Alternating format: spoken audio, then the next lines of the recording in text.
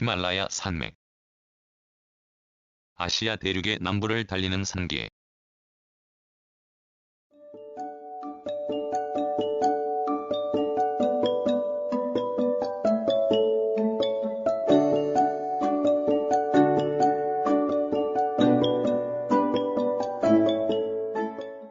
(1) 계관.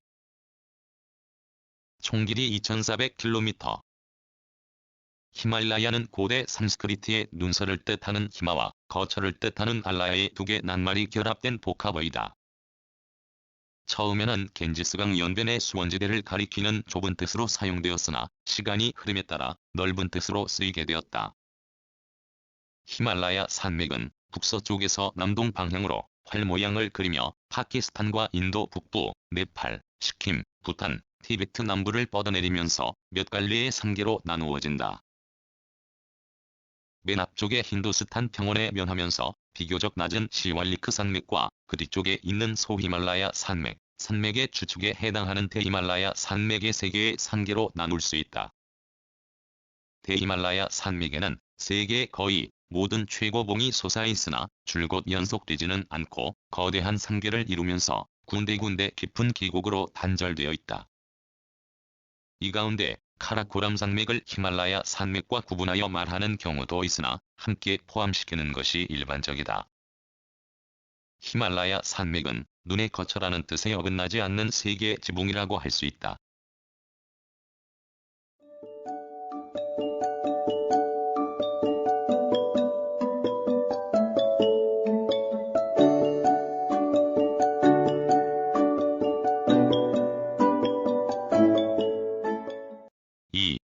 구분.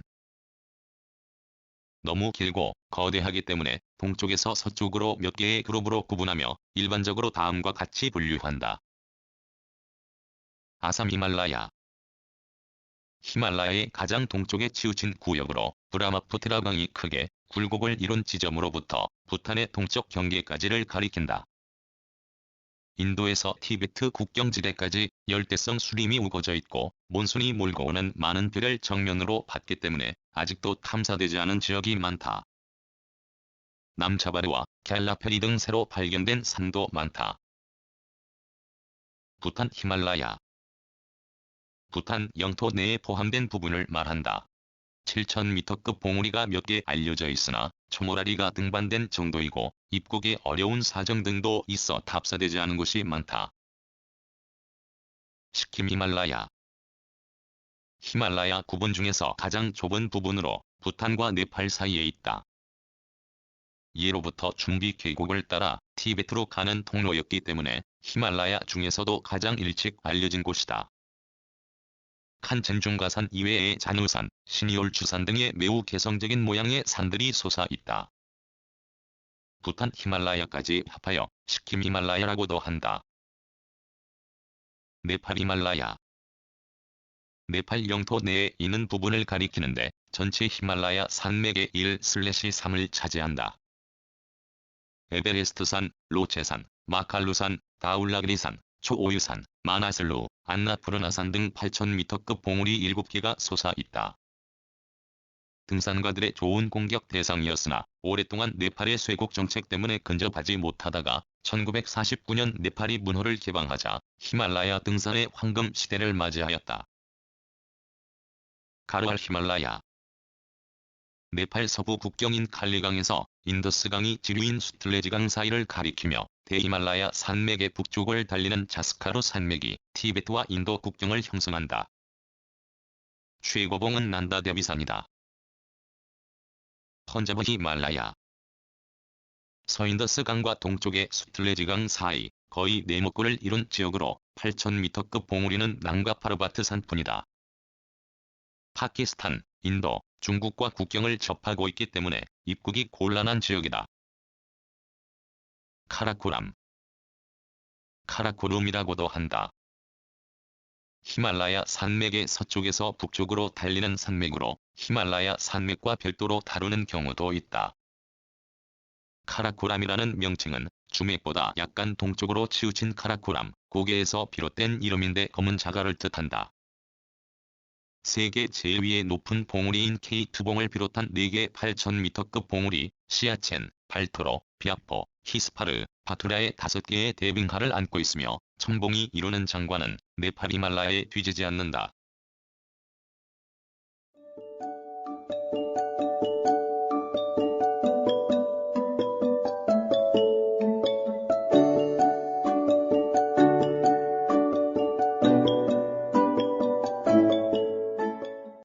(3) 지형과 지질. 히말라야 산맥이 형성된 것은 지질적으로 보아 최근의 일인데 제3기부터 조산운동이 계속되고 있다. 히말라야가 융계하게 된 원인의 하나는 산지에서의 빙하, 하천의 격렬한 침식으로 하중이 제거됨에 따라 지각의 보상적 회복 작용을 일으키기 때문이다. 히말라야의 활발한 융기 현상은 특히 동부 지역에서 지진이 잦다는 점으로 미루어 보아도 알 수 있다. 북쪽에서 남쪽 방향으로 산맥을 횡단하는 협곡을 살펴보면 브라마푸트라강이나 인더스강과 그지리오스틀레즈강, 혹은 에베레스트 동쪽의 아룬강 등 수많은 크고 작은 하천이 히말라야에서 아득히 먼 북쪽에 수원을 두고 있는 데다 이들 지역이 히말라야보다 고도가 낮다는 점을 발견할 수 있다.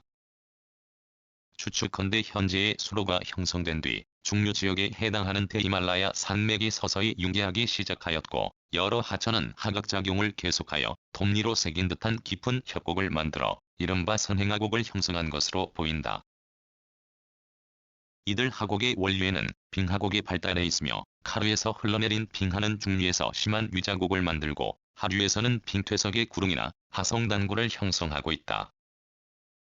이 빙하는 히말라야의 고봉을 오르는 데 좋은 루트를 제공하지만 표면에는 크레바스라고 불리는 균열이 종횡으로 뻗어 있고 빙탑이나 빙폭이 등반자들을 괴롭히기도 한다. 빙하는 보통 설선 이하까지 흘러내리는데 카라코람 지역을 제외하면 크고 긴 빙하는 적고 대부분 30km를 넘지 않는다. 히말라야의 지질은 3에서 4개의 지질대로 구분할 수 있으나 지형의 구분과 일치하지는 않는다. 대히말라야의 북반부는 캄브리아기 오르도베스기의 화석을 가지고 있는 해성층, 휴암, 셰일이나 석회암을 포함하고 있으며 변성도가 낮을 뿐 아니라 고도도 어느 정도 낮다. 한편 고히말라야대라고 하는 대히말라야 남부는 북반부보다 변성도가 높으나 시대적으로는 비슷하며 북쪽으로 기울어진 역단층으로 소히말라야와 경계를 이룬다. 소히말라야대는 고도의 변성작용을 받은 여러 종류의 변성암으로 구성되었다는 데에 지질적 특이성이 있으며 캄브리아기 후기부터 고생대 고기의 편마암, 혼성암이나 규암, 대리석 등을 볼 수 있다. 최근 이들 암석의 칼륨 아르곤 연대 측정법에 따르면 약 100만 년 전에 최종적인 변성작용이 있었던 것으로 보이며 그때부터 히말라야의 조산운동이 시작된 것으로 추정된다.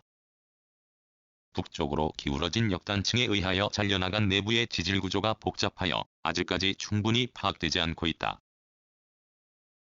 히말라야의 맨 앞쪽에 해당하는 시왈리크 구릉지대는 제3기의 퇴적암으로 구성되어 있는데 특히 상부의 역질은 히말라야의 조산성 융기 상태를 가리키고 있다.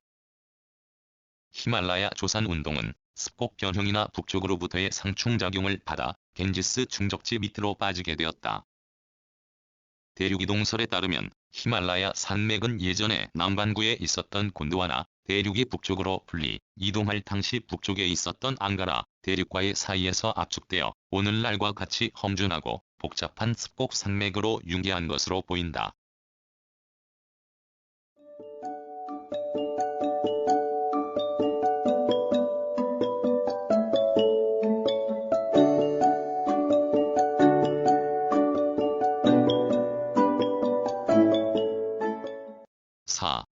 기후와 생물.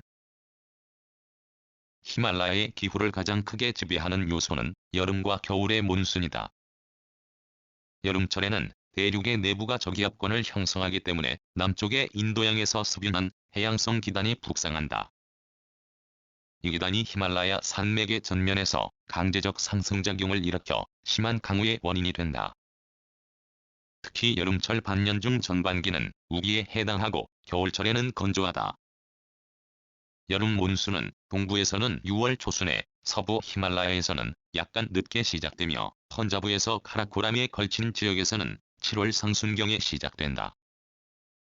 히말라야 등반은 이 몬순이 불기 이전에 2에서 3주 동안 기후가 좋을 때를 이용하지만 경우에 따라서는 몬순이 끝난 뒤를 이용하기도 한다. 왜냐하면 겨울 반년 동안에는 대륙 쪽이 고기압지대가 되는 데다 편서풍까지 남하하여 저온 강풍이 히말라야를 휩싸기 때문이다. 고도에 따른 기온 저하율은 100m 오를 때마다 약 0.5도씨 안팎으로 해발 고도 8,000m 지점의 연평균 기온은 마이너스 20도씨 내외이다.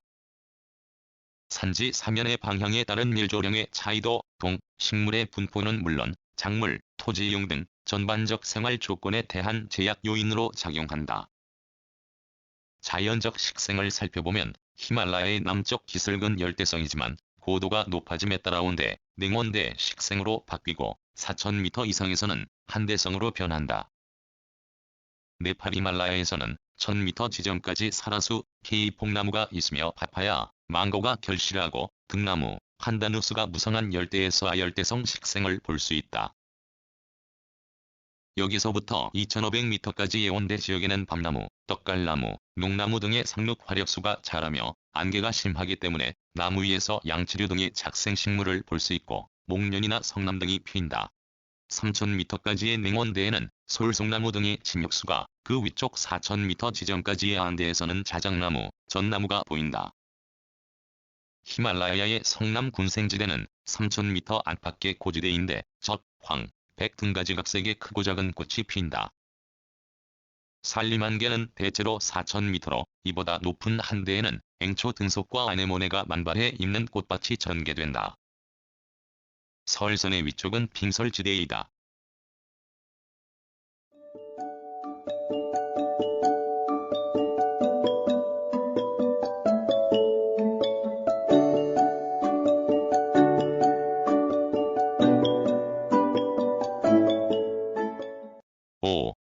생활. 거대하고 복잡하게 이루어져 있는 히말라야 산맥에는 힌두계, 티베트계, 이슬람계 주민이 살고 있으며 그들은 저마다 고유한 문화권을 형성하고 있어 특이한 생활상을 보여준다. 특히 네팔 지역에서는 해발 고도 2,000m 선을 기준으로 그보다 높은 곳에서는 목축의 비중이 높은 티베트인들이 흑우, 야쿠, 들소 등을 사육하고 보리, 밀, 메밀을 가꾼다. 그보다 낮은 곳은 쌀, 옥수수 등을 재배하는 힌두계 주민의 생활 터전인데 경작에는 소를 사용하고 젖자기용 물소를 사육한다. 농경의 상한은 준흥선 이북이 평균 3,600m이지만 때로는 4,000m까지 올라가며 가파른 산중턱에는 계단식의 경작지가 이루어져 있다. 대히말라야 산맥을 중단하는 협곡 연변의 도로는 험난하고 가축도 겨우 지나다닐 정도로 좁기 때문에 교역, 순례 등의 경우를 제외하면 교통은 활발하지 못하다. 더욱이 제2차 세계대전 이후의 정치 정세로 말미암아 중앙아시아와 티베트로 통하는 도로는 폐쇄되어 있다. 예부터 다즐링 경치 및 캄파종간, 심나가르록, 길기티에서 파미르 간을 잇는 길이 유명하였다. 영국 식민지 시대에는 용맹스럽기로 이름난 네팔의 구르 가족이 영국의 용병으로 고용되었고 1920년대에 영국 에베레스트 원정대의 인부로 채용된 네팔 주민 셰르파는 지금도 히말라야 지방을 여행하거나 등반하는 데 없어서는 안 될 존재이다.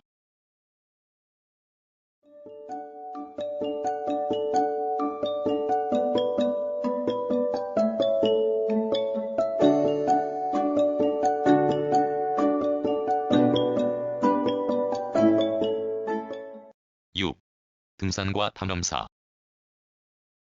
히말라야에 관한 지식이 처음으로 유럽에 알려진 것은 BC 329년 알렉산드로스 대왕이 중앙아시아로부터 히말라야에 접근한 데서 비롯된다. BC 139년에는 중국 한나라 무제의 사절이 된 장건이 파미르를 넘어 아프가니스탄까지 들어갔다. 그 후 법현, 송운, 현장 등의 승려들이 불전을 구하기 위하여 히말라야의 험로를 넘어 인도를 방문, 새로운 지식을 가져왔다. 히말라야를 처음으로 넘은 유럽인은 포르투갈 예수회의 안토니오 데 안도라데 신부와 일행 2명으로 1624년 가르알 히말라야의 마나 고개를 넘어 티베트로 향하였다. 그리고 거의 같은 무렵에 2명의 예수회 수사가 아삼 히말라야를 넘어 티베트로 들어갔다. 1715년에는 이탈리아의 신부 이폴리토 데시데리가 카라코람을 거쳐 티베트를 횡단 라사납사를 방문하였다. 1774년 조지 보글은 동인도에서로부터 티베트의 시가체로 파견되었고 1783년에는 세뮤얼 터너가 히말라야를 넘어 티베트의 사절로 파견되었다. 19세기가 되자 마침내 인도 측량국의 영국인 측량관이나 현지 고용인들에 의한 조사가 빈번해져 히말라야의 탐험이 본격화되었다. 1840년대에 영국의 스트레이치와 커닝엄에 의해 티베트 국경 지역에 탐사가 있은 후 1848에서 50년 식물학자 후커가 네팔 동부와 시킴 지방을 조사하였다. 1855에서 58년에는 독일의 슐라겐트바이트 3형제가 시험 사마 가르알 히말라야의 아비가민을 약 6,800m까지 오름으로써 당시의 신기록을 세웠다. 1860년에는 인도 측량국 현지인이 펀자브 히말라야의 시루라 정상에 오른 기록이 있다. 1866년 고드윈 오스턴이 카라코람의 발토로 빙하 지역을 탐험하였다. 1865년 이후 약 20년 동안 인도 측량국은 현지인 측량관을 티베트 남부로 진입시켜 지도 제작에 종사하게 하면서 티베트의 내부 사정도 비밀리에 조사하도록 하였다. 후자 가운데 유명한 사람으로는 인도의 티베트 학자 사라트, 찬드라, 다스 등이 있다. 이들은 모두가 히말라야 탐험 시대 초기에 활약한 사람들이다. 근대적 히말라야 등반의 여명은 1883년 그레이엄에 의한 두나기리 시험 등반, 시킴의 카브로 주변 등반에서 시작되었다. 1887년 영허즈본드가 북쪽에서 무주타그 고개를 거쳐 카라코람을 넘는 데 성공하였고 1892년에는 카라코람, 원정에 나선 코네이가 6,888m까지 올라가 당시의 신기록을 세웠다. 1895년 낭가파르바트 산에 도전한 AF 모포리는 조난을 당하였고 1899년 브레시필드에 의한 칸첸중가산 정찰과 일주 여행으로 19세기 히말라야 등반사는 끝났다. 20세기에 들어서자 1907년에 가르알 히말라야의 트리스리론 스텝에 의하여 처음으로 정복되었다. 이것은 인류가 7,000m에 올라선 최초의 기록이었다. 다시 영국의 케라스는 1911년 7,000m인 파운프리에 올랐다. 1909년 이탈리아의 아브루치공이 이끄는 대규모 원정대가 카라코람으로 들어가 K2봉 등정에 실패한 후 초거리자의 도전 7,500m 근처까지 올라가 기록을 경신하였다.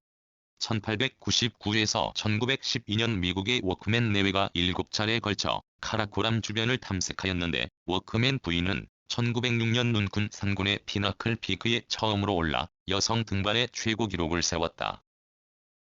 그러나 7,000m급은 불과 3개밖에 정복하지 못하였다. 제1차 세계대전으로 중단된 히말라야 등반은 대전이 끝나자 다시 활발해졌다. 1921년 영국은 최초의 에베레스트 정찰대를 파견한 이래 1938년까지 모두 7회 도전하여 1933년에는 약 8,572m까지 도달하였다. 칸첸중가산은 1929년과 1931년에 독일 등반대가 K2봉은 1938년과 1939년에 미국 등반대가 8,000m 부근까지 올랐으나 성공하지 못했고 낭가파르바트산은 1932에서 39년에 5차례에 걸쳐 독일, 오스트리아 등산대가 도전하였으나 희생자만 많이 냈을 뿐 성공하지 못하였다. 1936년 히든 피크를 겨냥하였던 프랑스 등반대도 도전에 실패함으로써 8,000m 봉은 하나도 함락되지 않았다. 한편 7,000m급에서는 1931년에 영국 등반대가 카메트에 1936년에 틸만 등반대가 난다데비산에 올라 활기를 띠었으나 제2차 세계대전이 일어나자 다시 중단되었다. 1945년 제2차 세계대전이 끝나고 그때까지 철저한 쇄국 정책을 고수해왔던 네팔이 운호를 개방하게 되자 1950년 네팔로 들어간 프랑스 등반대는 단 한 차례의 도전으로 안나푸르나산을 정복, 인류 최초로 8,000m급 등반에 성공하였다. 이것을 계기로 1953년에 세계의 최고봉인 에베레스트산이 영국 등반대에 의해 마침내 함락되었고 같은 해 낭가파르바트산도 독일, 오스트리아대에 의해서 정복되었다. 이렇게 해서 제2차 세계대전 전에는 하나도 오르지 못했던 30여 개의 8,000m 봉이 차례로 정복되어 1964년에는 티베트의 고사인탄산마저 중국 등반대에 의하여 정복되었다. 이로써 히말라야의 신비시대는 사라지고 100개가 넘는 7,000m 봉도 오를 만한 것은 모두 정복되어 새로운 전여봉은 지도에서 찾기 어렵게 되었다. 한국의 등반대도 1995년 7월 브로드봉을 정복함으로써 8,000m급 14개 봉우리를 모두 정복하였다. 이제부터는 새로운 루트 개척, 특히 카라비너, 하켄, 아이젠 등을 사용하는 인공 등반 시대로 돌입하고 있다. 또한 스키를 이용한 오락, 스포츠와 산기슭을 걷는 트레킹과 같은 관광화로 대중화되어가는 추세를 보이고 있다.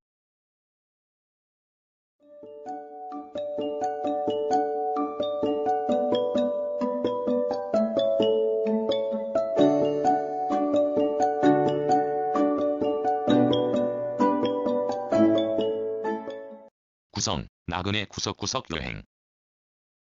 낭독, 글 읽어주는 강지식. 들어주셔서 고맙습니다.